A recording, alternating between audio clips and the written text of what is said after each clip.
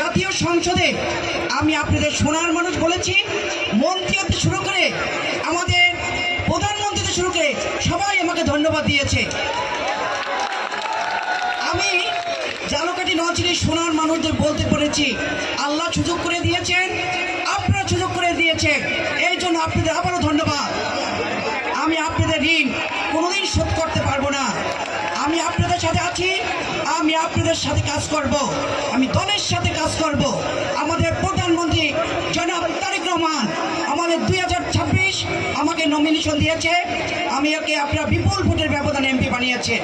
2001 সালে আমার মাতৃতুল্য নেত্রী দেশনেত্রী ম্যাডাম খালেদা জিয়া তার স্নেহ মমতা ভালোবাসা পেয়ে আমি আজকে এই পর্যন্ত ইলেন ভোটে এসেছে। আমার স্বামীর অকাল মৃত্যুতে আপনারা আবারও নির্বাচিত আমাকে করেছেন, এই জন্য